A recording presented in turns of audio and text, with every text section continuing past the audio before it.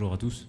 Donc effectivement, je vous rejoins sur le constat et sur le fait que quand on travaille en copropriété, on est à la fois bureau d'études techniques et également à l'écoute, on va dire, de la multimaîtrise d'ouvrage.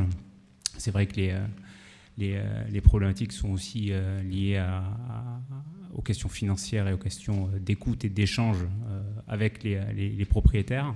Je vais vous développer un cas d'étude qu'on a mené sur les 3 dernières années. Oui, le temps en copropriété est parfois long.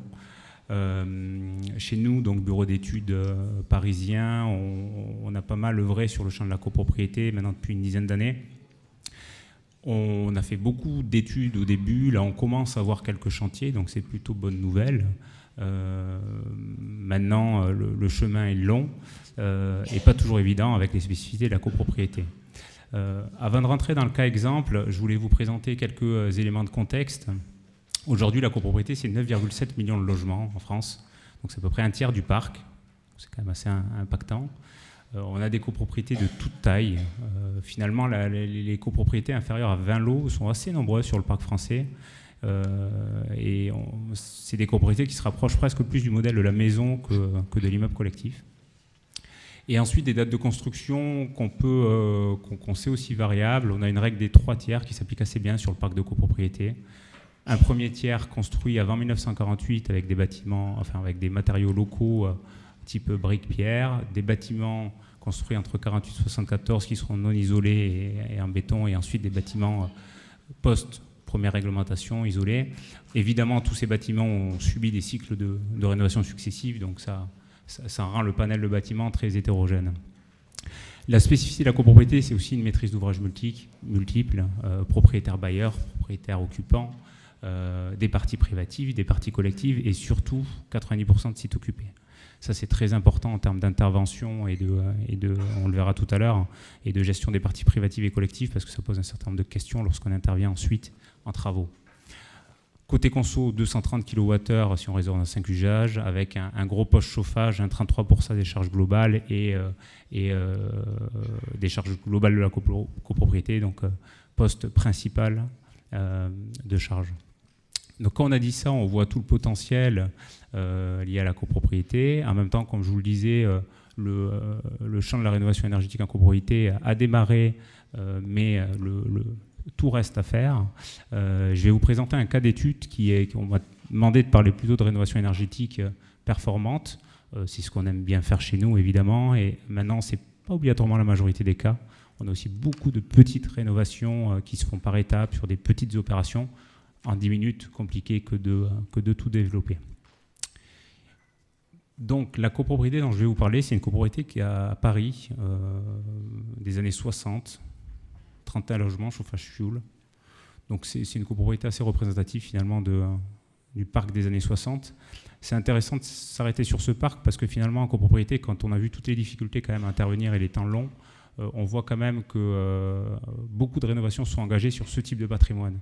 Et c'est un avantage, c'est que ça nous permet de tirer un peu, enfin ces opérations tirent le marché finalement vers le haut et permettent d'embarquer progressivement d'autres typologies un peu moins évidentes à traiter en rénovation énergétique. Donc là, dans le cas présent, et c'est souvent le cas en copropriété, la copropriété ne vient pas nous voir en nous disant qu'elle veut faire une rénovation globale.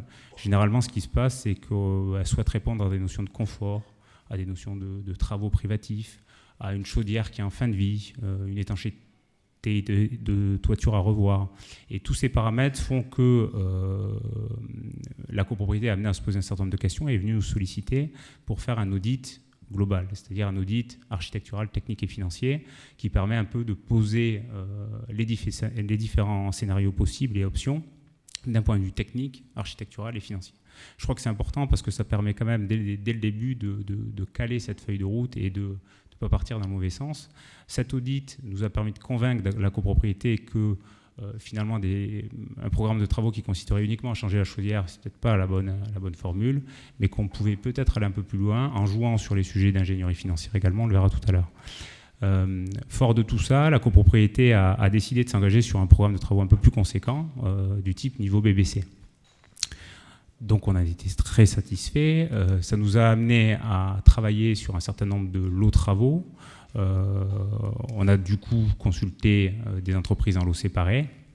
Ces entreprises sont des entreprises qui intervenaient déjà un peu sur le champ de la copropriété sans obligatoirement traiter les sujets de rénovation énergétique.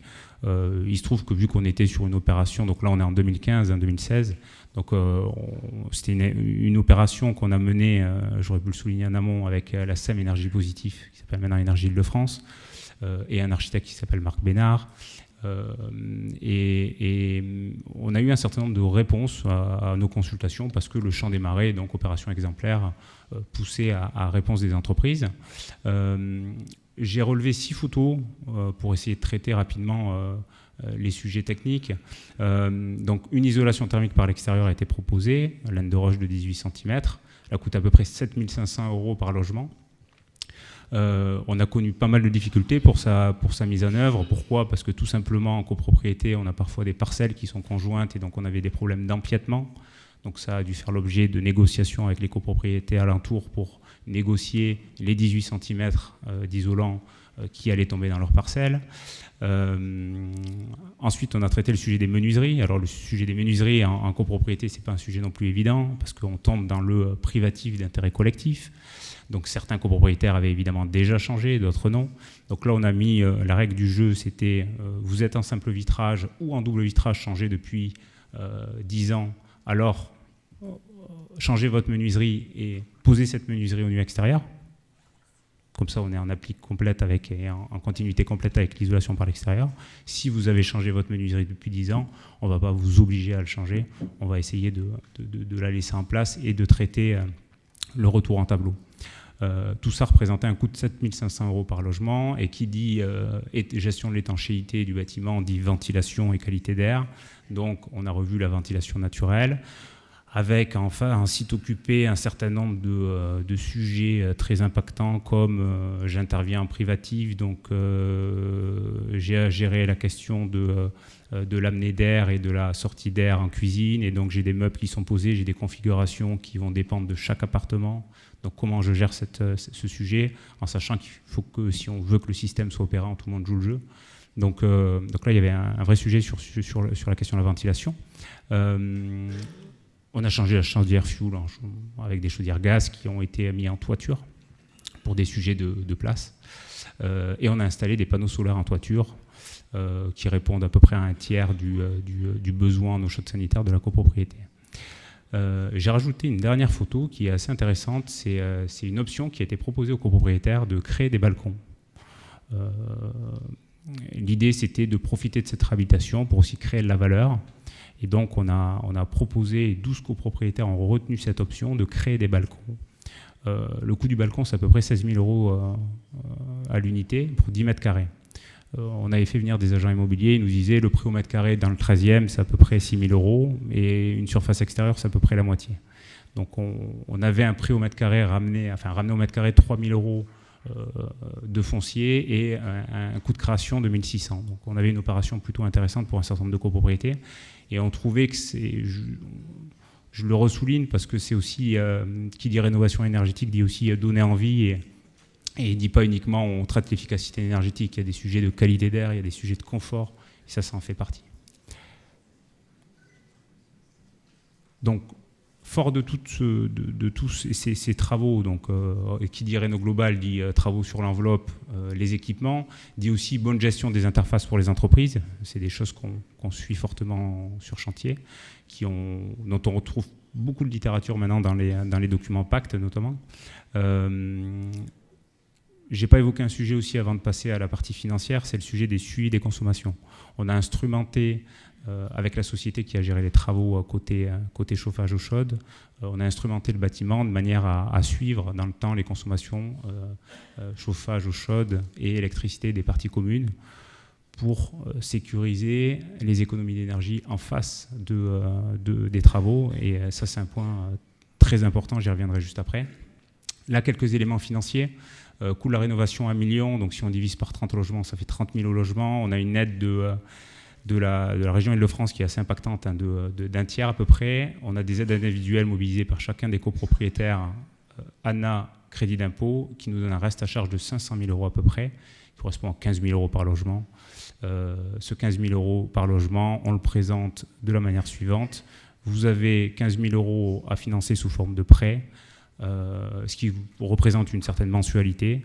En face de cette mensualité, je sécurise des économies d'énergie et donc je vous vends un delta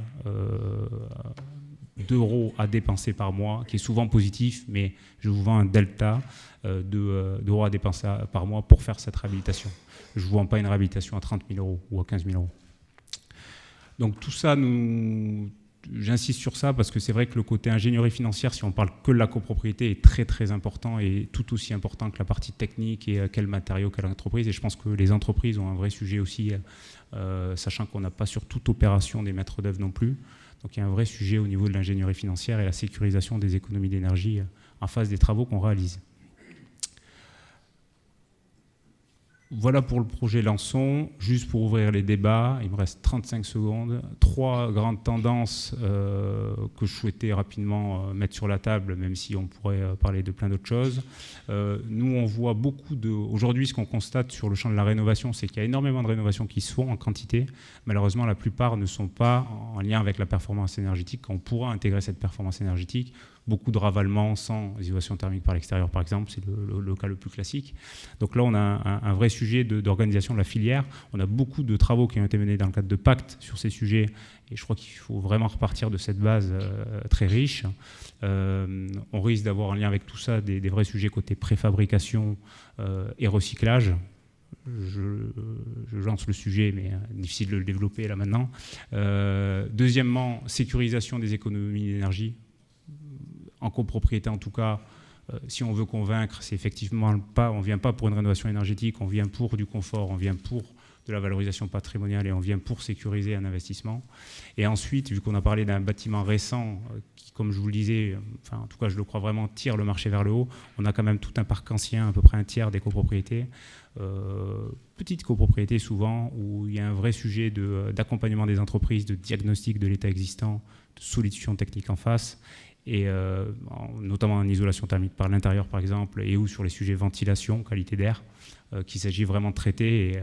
Et il y a, je le redis, mais c'est important, pas mal de littérature sur le sujet, et je crois qu'il faut passer à l'étape d'après maintenant, vu que le parc est quand même impactant à ce niveau-là et que les solutions existent. Merci Charles Arquin, Pouget Consultant, merci beaucoup d'avoir fait ce résumé. Alors, c'est vrai qu'il y aurait beaucoup de choses à dire parce que les situations, vous l'avez dit, sont très très très variées, mais c'est important d'avoir cette synthèse pour voir comment ça se transcrit en termes de formation. Vous insistiez notamment sur l'ingénierie financière. C'est vrai qu'on peut être un bon artisan ou un bon ingénieur, comme on le dit souvent, ou un bon technicien, et pas forcément avoir la vision financière. Manuel Adam, vous êtes dirigeant d'une entreprise, donc j'espère que vous avez 2-3 notions financières pour faire tourner votre entreprise, qui est une entreprise en fait spécialisée dans la mesure de performance des bâtiments. Vous faites de l'infiltrométrie, la thermographie infrarouge, des réseaux aérauliques, la numérisation, scan 3D. De quoi s'agit-il exactement et en quoi ça intéresse le logement particulier qui est le logement dont vous allez nous parler dans votre intervention? Oui, bonjour. Effectivement, tout ce que vous avez dit est vrai. Donc j'ai gagné un slide, c'est cool. Voilà. Bon, vous pouvez quand même repasser. Donc c'était juste pour vous, juste un petit, effectivement, un slide sur mon activité, juste pour vous poser un petit peu le champ sur lequel je me positionne et surtout la vision que j'en ai. C'est-à-dire qu'en fait, effectivement, depuis 2009, je fais des contrôles donc, de chantier. Tout ce qui est infiltrométrie, donc étanchéité à l'air des bâtiments, thermographie, visualiser les défauts les déperditions qui nous coûtent de l'argent au niveau du chauffage notamment, et tout ce qui est ventilation, notamment pour la qualité de l'air intérieur et la pérennisation du bâti. J'utilise aussi depuis quelques temps des outils numériques. Alors c'est facile quand on est électronicien de formation d'origine, mais parce que vous allez voir, enfin, selon ma vision en tout cas, ça a un vrai impact et surtout ça va favoriser demain une meilleure qualité, je pense, de réalisation des logements, des rénovations en particulier. Donc on fait de la numérisation, scan 3D, etc. On fait de la modélisation, donc BIM, des maquettes numériques. Et quelque chose qui me tient à cœur, on fait des visites virtuelles. En fait, on s'aperçoit assez rapidement, et ça, on aurait dû en parler demain, je crois, projet 2N2E, notamment en Normandie. On a travaillé sur l'impact du numérique. Vous êtes associé au projet 2N2E qu'on évoquera effectivement. Voilà, tout à fait. C'est l'impact du numérique aussi dans le monde du bâtiment. Et on s'aperçoit notamment que la maquette numérique, c'est un truc qui est super compliqué pour les artisans. qui n'est pas quelque chose d'accessible. Et finalement, la visite virtuelle, elle peut être très très accessible et moi, je peux mettre plein d'informations dedans. Et puis, je fais aussi de la formation. Je sais pas, j'ai aussi ce défaut-là, comme vous. D'accord. Je forme donc aussi bien les artisans, les contrôleurs, comme moi, les architectes, les bureaux d'études, et puis les étudiants à l'IUT aussi. C'est toujours des formations sympas. Seulement sur mon domaine de compétences, par contre, je vous rassure.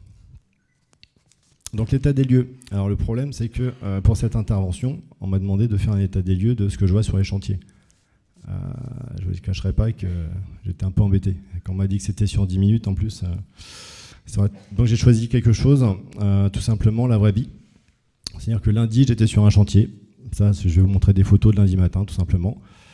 Le maître d'ouvrage m'indique, donc ça c'était sur une extension de 80 mètres carrés quand même.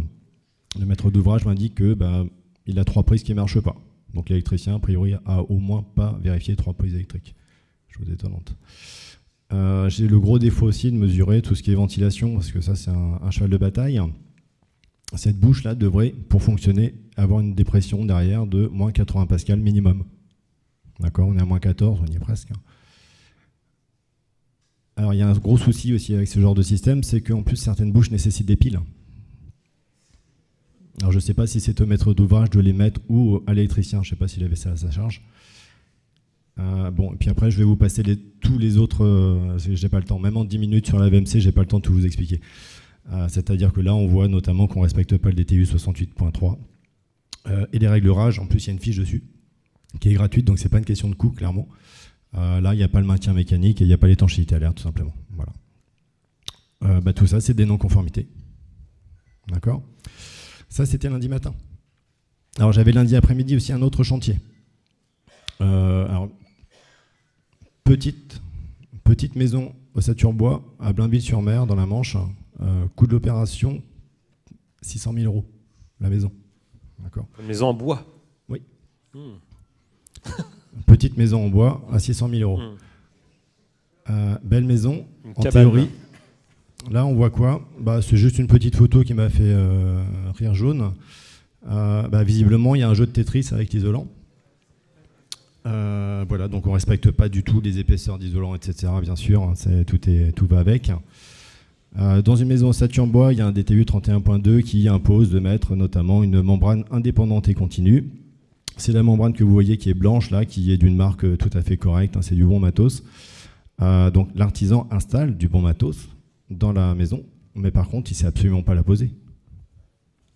Donc, et autre souci, dont on va parler un tout petit peu après aussi, le menuisier a accepté le support. C'est-à-dire que là, à droite, il manque un scotch, si je le fais rapide, sans donner de marque, c'est pas grave. Et donc, le menuisier a mis sa menuiserie sur ce complexe complètement hors norme. Voilà. Tout ça, évidemment, c'est pas conforme non plus. Alors, les causes et les résultats de tout ça, c'est quoi ? Donc, de ma vision de contrôleur, formateur, on a un problème donc, de coordination entre les corps d'État, clairement. Là, entre le menuisier et le plaquiste, parce que le menuisier me disait oui, ça fait 3 jours que je dis qu'il faut que ce soit fait, etc. Et puis ça ne l'était pas, tout simplement. Parce que le plaquiste n'écoute pas le menuisier, et puis il s'en moque un petit peu, peut-être.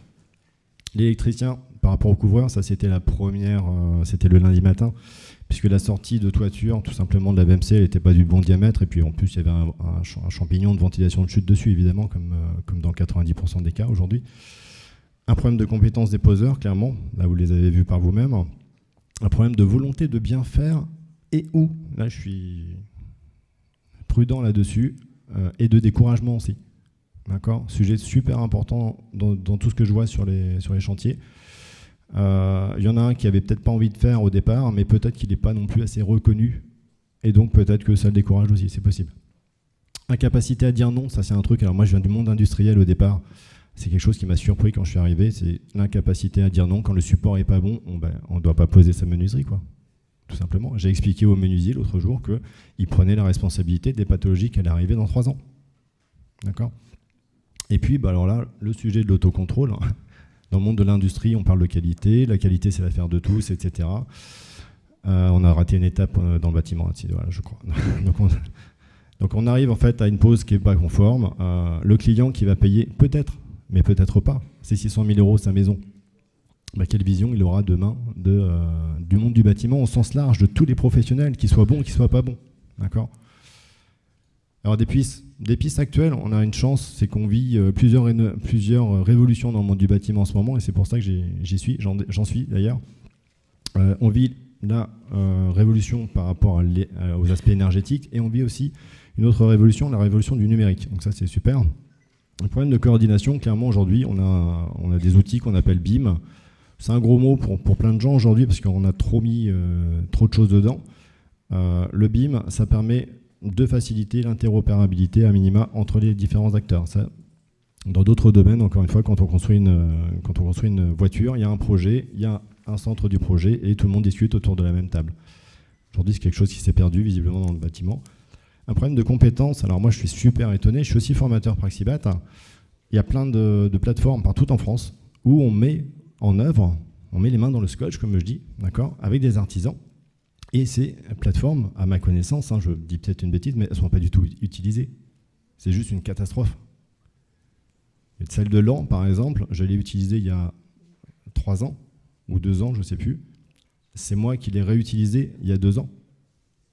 C'est-à-dire que j'avais fait une adaptation exprès pour ma formation qui n'avait rien à voir avec Praxibat, et le responsable du CFA a enlevé l'adaptation que j'avais demandée donc en 2016, une semaine avant mon intervention de 2017.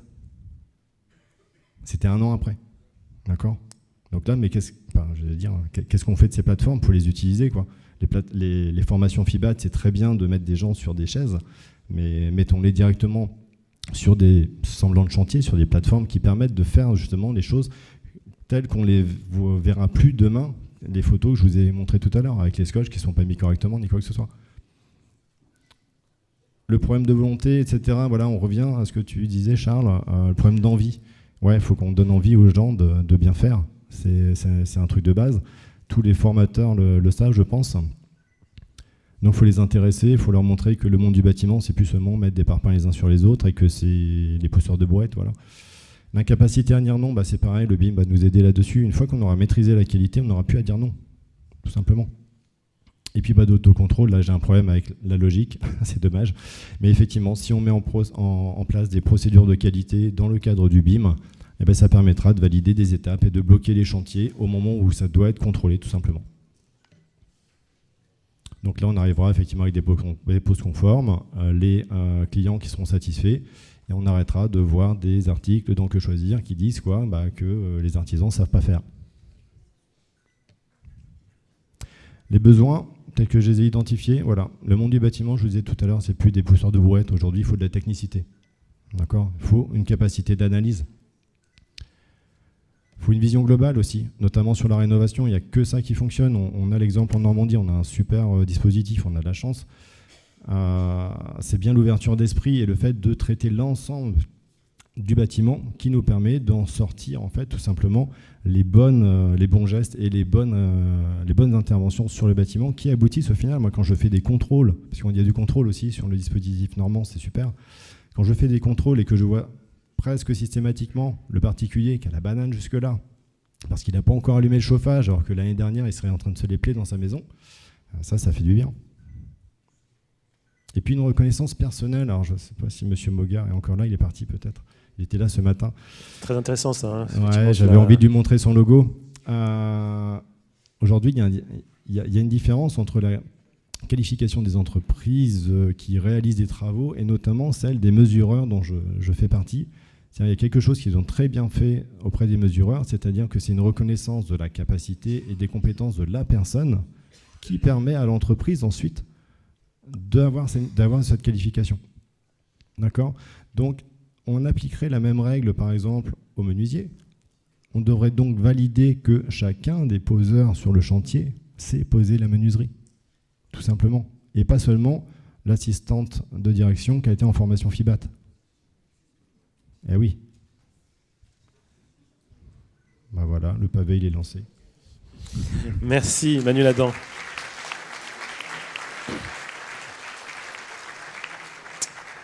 Ça doit susciter quelques questions, tout ça, donc on va avoir la possibilité d'en poser d'ici quelques instants. Gardez vos questions, on fera des questions au micro, là, si vous voulez bien. On va garder slido.com pour plus tard.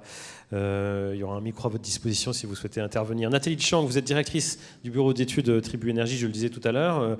Vous allez nous parler dans quelques instants d'un chantier précis, 40 000 m² à Issy-les-Moulineaux, avec Bouygues pour de la rénovation de bâtiments tertiaires.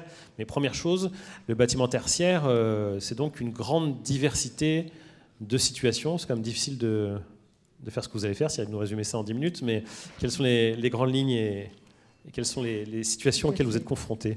Bon, donc, bonjour. Donc, je vais vous parler donc, de la rénovation dans les bâtiments tertiaires. Alors effectivement, en 10 minutes, mission impossible de tout vous résumer, puisque le bâtiment, il y a une typologie de bâtiment, vous le savez, qui est multiple, des tailles de projets qui sont très diverses, avec différents maîtres d'ouvrage, publics, privés, donc différentes typologies aussi de contrats, de passation de marché, ça je pense que c'est très important aussi, qui vont faire que chaque projet, notamment en rénovation énergétique dans le parc tertiaire, on n'en a pas un qui est similaire, tout est vraiment à la carte, c'est de l'artisanat. C'est vraiment, souvent on essaie de nous dire oui, il faut trouver des solutions de masse, mais malheureusement sur ce contexte-là des bâtiments tertiaires, en rénovation, c'est absolument impossible puisque à chaque projet est un nouveau challenge. Et puis, on a différents modes d'intervention. Il y a la restructuration lourde, donc là où c'est le projet que je vais vous montrer. Hop, on met tout à nu et on reprend tout. Il y a les interventions, comme Charles vous l'a montré tout à l'heure, c'est les interventions extérieures, type ravalement, changement de façade dans les bâtiments tertiaires, la façade rideau. Et puis, il y a, on déménage ou on change les équipes, on réaménage les espaces. Donc, et puis, les rénovations peuvent être en site occupé ou non, et tout ça, ça fait des contraintes diverses et des modes d'intervention qui sont complètement différents. Alors, voilà. Alors, la performance énergétique. Alors, oui, effectivement, performance énergétique, c'est mon cœur de métier, c'est mon dada. Mais attention, parce qu'il ne faut pas aujourd'hui. Nos bureaux d'études, nos énergéticiens sont. Je travaille souvent avec des grandes stars de l'architecture qui me disent oui, maintenant, on est devenus vos secrétaires. Vous nous dites où on trace les traits et puis on vous obéit parce que c'est la mode de la performance énergétique. Sauf qu'il ne faut pas prendre la grosse tête parce qu'il faut qu'on choisisse des prestations qui répondent aussi aux autres contraintes réglementaires, acoustique, incendie, l'accessibilité. C'est la performance énergétique, je vais vous le montrer dans mon projet, il faut qu'elle s'intègre dans une démarche plus globale, environnementale. Alors, qui peut être via des certifications. Aujourd'hui, surtout dans le parc tertiaire, on parle de plus en plus de confort et bien-être. C'est l'aspect un peu Google et compagnie, où on nous dit il faut faire des espaces où les gens se sentent bien, pour qu'ils soient plus productifs, pour qu'ils soient heureux au travail, pour éviter les burn-out.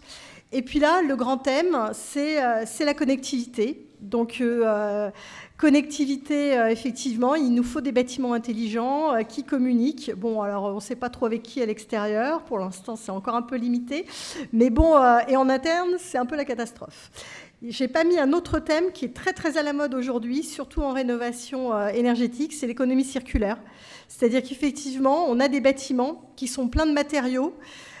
Et ces matériaux, ils n'ont peut-être pas fini de vivre. Donc, qu'est-ce qu'on en fait ? Parce qu'aujourd'hui, il y a un gâchis monstrueux de toutes ces fenêtres qu'on emmène, qu'on enlève, qu'on met dans des bennes et qui partent dans des déchetteries, qui partent dans des enfouissements. C'est du gâchis total. Donc, effectivement, il faut trouver ce bon compromis entre la performance énergétique et puis aussi la sauvegarde de notre planète, l'économie des ressources. Et l'autre thème, c'est que c'est bien gentil de faire des études papier. Voilà, moi je dis souvent, quand j'ai mes énergéticiens qui sortent d'école, qui arrivent, j'ai l'impression qu'ils jouent à la Game Boy. C'est-à-dire qu'on rentre des données dans un logiciel et puis hop, on espère que ça va passer. Non, effectivement, ce qu'on attend d'un Bac+5, c'est qu'il soit challengé, qu'il soit force de proposition, parce qu'on a des clients aussi qui de plus en plus nous demandent de nous engager sur la performance énergétique. Donc on a une responsabilité et justement, le projet que je vais vous montrer de ce maître d'ouvrage qui est Bouygues Immobilier. C'est un maître d'ouvrage qui nous demande d'aller vers ses engagements. Alors, le parc de bureaux, c'est 214 millions de mètres carrés, c'est une consommation de 57 TWh, avec différents potentiels d'énergie sur certains, notamment quand il y a pas de sous, parfois juste la régulation, programmation des installations, la sensibilisation des usagers sur les températures de consigne, ça peut déjà faire 20 à 30% d'économie avec zéro investissement. Quasiment zéro. Et ça, on en a fait beaucoup, des audits énergétiques dans des bâtiments publics où on avait 20-30% d'économie en 48 heures avec quasiment zéro intervention, uniquement faisant la chasse au gaspillage des pièces qui sont inoccupées à droite à gauche et aux températures de consigne et autres, et aux arrêts des installations. Après, il y a effectivement le changement d'occupant, rénovation intérieure, dont le relamping. On peut facilement diviser par 2 les consommations énergétiques en faisant des travaux d'aménagement intérieur. Et puis, il y a les restructurations importantes, où l'exemple que je vais vous montrer, où là, il est possible de diviser par 2, voire par 4, et même de rendre certains bâtiments énergie positive. Donc, de faire, finalement, restructurer comme si on était dans un bâtiment neuf. Donc cette opération, c'est le maître d'ouvrage, c'est Bouygues Immobilier. Ça fait 10 ans qu'on travaille avec eux et la première opération qu'ils nous ont confiée, maître d'ouvrage très téméraire, puisqu'ils ont confié 35 000 m² de construction de bureaux à énergie positive à un tout petit bureau d'études, donc le mien, 20 personnes. Mais dans mon contrat, j'avais la garantie de performance énergétique. Donc, contrat de 1000 pages, les avocats de Bouygues Immobilier derrière, je ne fais pas le poids. Et donc, je peux vous assurer, pendant 15 jours, je n'en ai pas dormi. J'ai appelé mon assureur qui m'a dit « Vous n'êtes pas assuré ». Donc, il ne faut pas vous louper, parce que sinon, je suis morte. Alors, heureusement, ça s'est super bien passé. C'est le 3e très gros bâtiment qu'on fait avec eux. On en a encore d'autres en projet. Donc là, le challenge, c'est il y a 30 000 m² qui ont été construits dans les années 80. Et ces 30 000 m², ils répondent plus du tout à la demande. Et les matériaux sont encore en bon état. Les fenêtres sont en double vitrage. On a des superbes façades qui sont en grès corse. Voilà, enfin, le bâtiment, il tient de la route, sauf qu'il n'a plus de locataires. Parce qu'aujourd'hui, des locataires du bureau, c'est des beaux 369. Un bâtiment, c'est aussi l'image commerciale pour un siège social, surtout sur des tailles comme ça. Donc les utilisateurs, qu'est-ce qu'ils veulent au bout d'un... Ils ont passé 3 ans, 6 ans, 9 ans. Ils veulent un nouveau bâtiment qui soit plus moderne, qui soit plus fonctionnel, plus effectivement à la Google dans le confort et bien-être, plus connecté. Avec des services. Donc ça, c'est ce bâtiment, SWACE, alors un nom anglo-saxon qui veut dire Smart Ways to Work. Et donc, qui va avoir, donc ce sont des bureaux, restaurants d'entreprise, des commerces, des services. Donc, bien sûr, on démantèle, on garde toute la structure béton, on en démolit certaines parties pour faire des atriums plus grands, on aère un petit peu le bâtiment et on vient combler plein de dents creuses pour optimiser quand même la surface de construction à travers 12 000 m². Donc voilà, ça c'est le petit plan d'étage avec les différents espaces. Et puis, qu'est-ce qu'il veut mon maître d'ouvrage ? Il y a plein de bâtiments de bureaux qui sont alloués en région parisienne et parfois qui sont vides, qui peuvent rester vides pendant très longtemps. Alors, donc là, il veut aussi afficher son souhait, son engagement en tant que maître d'ouvrage leader. Bouygues Immobilier, ils ont une marque qui est Réagreen pour la rénovation, qui est le Green Office pour la construction neuve. Donc, ils veulent montrer qu'on peut faire d'un bâtiment comme ça quelque chose d'ultra exemplaire. Donc là, ils ont souhaité qu'au niveau de la performance énergétique, on vise des labels équivalents au neuf, c'est-à-dire viser un niveau quasiment BPOS. Alors, on va voir les difficultés qu'on a eues. Au niveau environnement, ils veulent du HQE, ils veulent du BREEAM et ils veulent du WELL. Donc, le WELL, c'est un label américain sur le confort. Alors, on a essayé de dévier, parce que WELL, ça coûte très très cher. Donc, et de proposer des solutions un peu plus françaises. Et puis, ils veulent de la connectivité, parce que ça va être un siège social, et donc il faut que le bâtiment il soit super fonctionnel.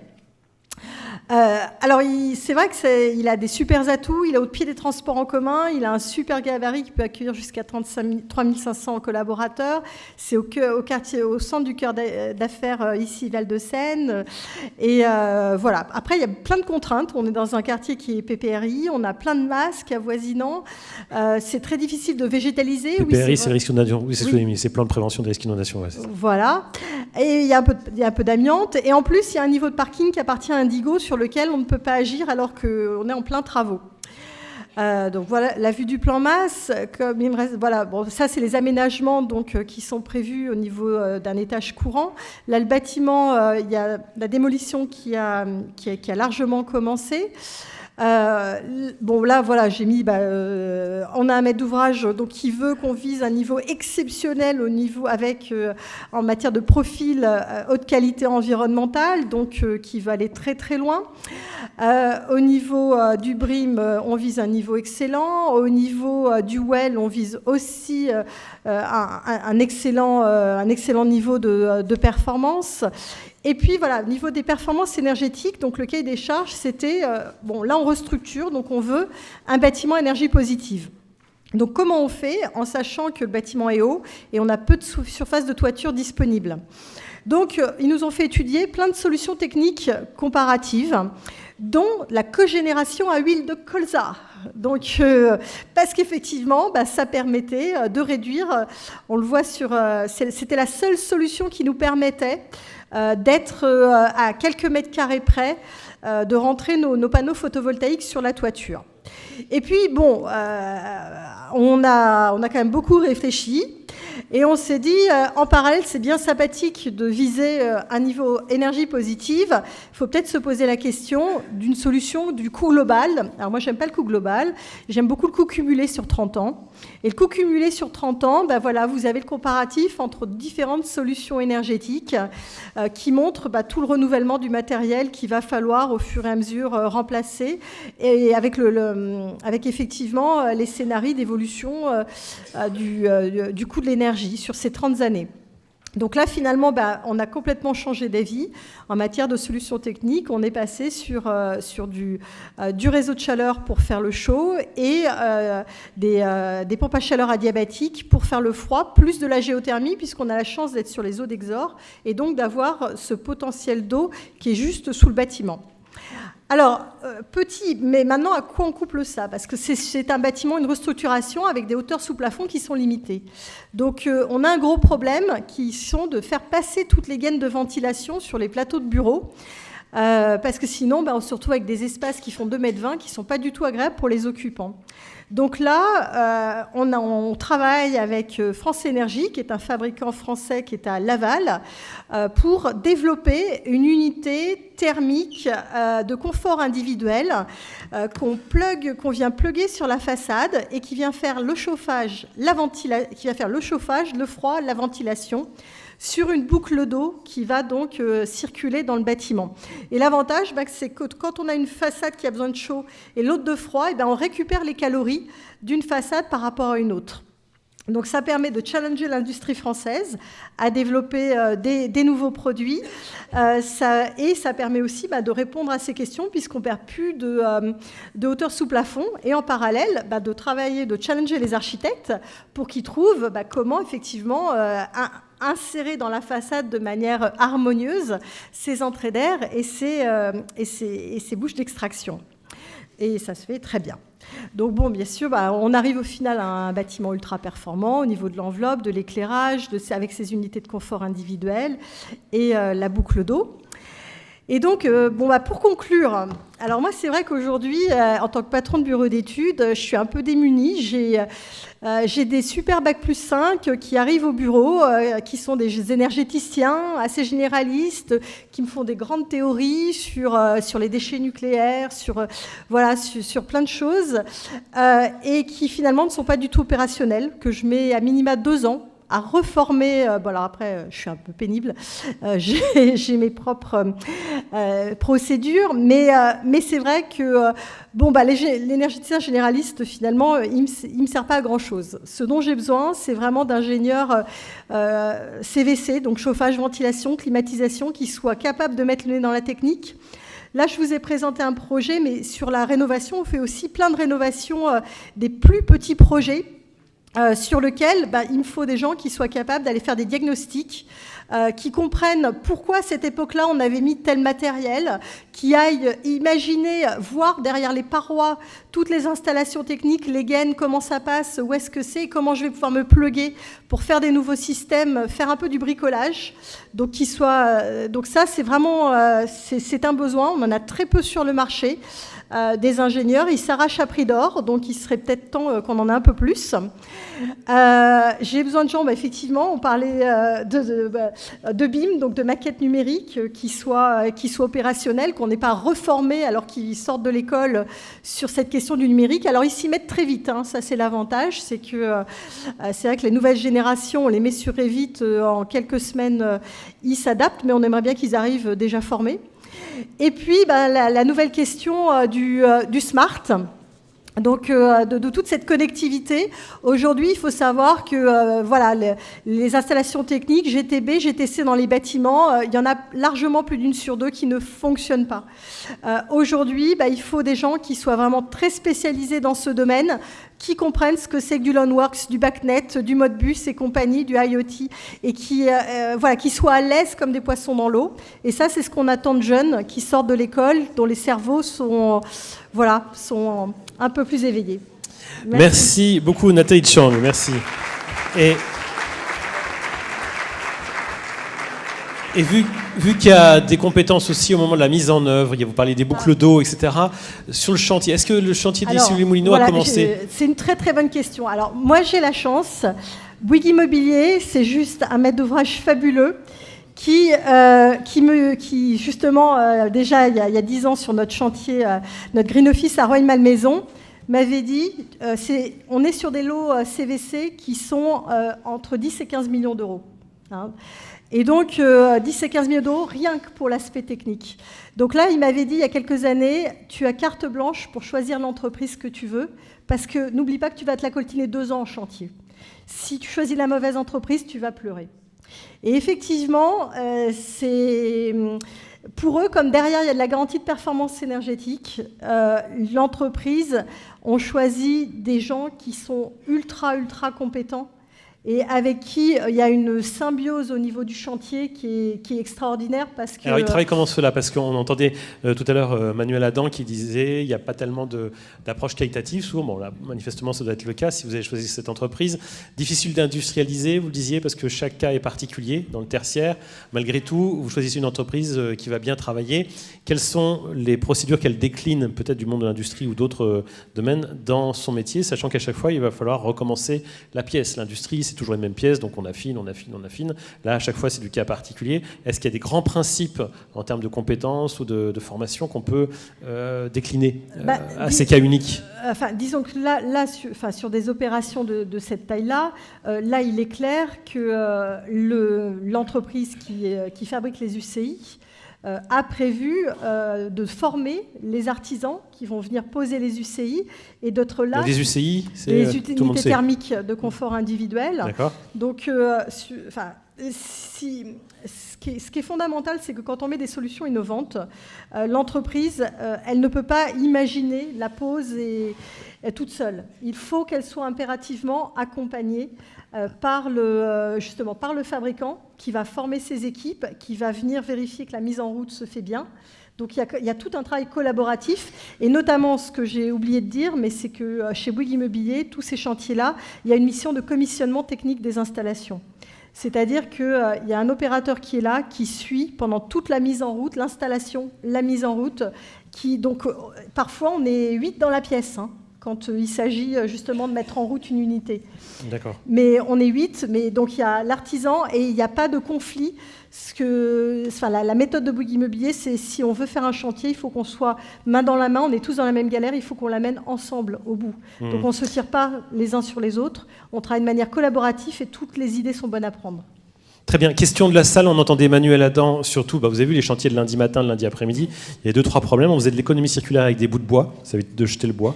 Et on avait également le témoignage de Charles Arquin. Est-ce qu'il y a des questions de la salle ou des remarques qui ont émergé.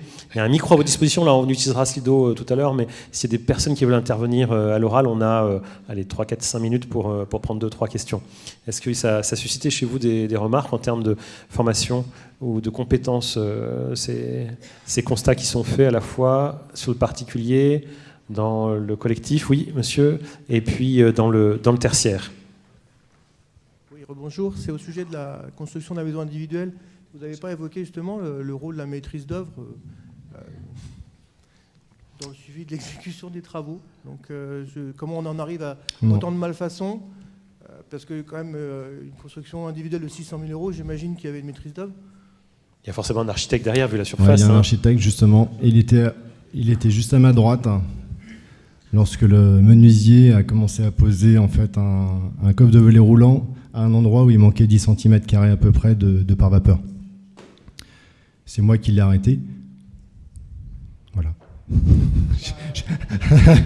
Je lui ai expliqué. Jean-Philippe Donzé est-il encore là pour l'Ordre national des architectes? La suite aujourd'hui, la suite, c'est moi qui l'ai créée aussi, si vous voulez. C'est-à-dire qu'en fait, je l'ai mis aussi en face de ses propres responsabilités. C'est-à-dire que lui, globalement, bon, on sait aussi, c'est l'un des soucis, que l'artisan, de toute façon, c'est lui qui mangera le plus. Ça, c'est clair. Sauf que lui, il mettra peut-être la clé sous la porte et derrière, c'est l'architecte qui devra aussi payer, de toute façon. Donc ça, je l'ai mis devant ses responsabilités. Après, ce que j'ai fait le soir à 23h30, c'était juste avant d'en discuter avec Valérie. Ouais, c'est un peu tard. C'est que j'ai envoyé un petit mail à tout le monde, aux entreprises seulement qui étaient concernées. J'ai pas mis maître d'ouvrage dedans, parce que le but, je suis aussi formateur, le but c'est que ça serve à quelque chose, si vous voulez. Et je l'ai mis aussi en relation, tout simplement, avec le distributeur du pare-vapeur qu'on voit là, qui en plus est une personne qui est super performante aussi, qui sait expliquer comment on met en place ces produits.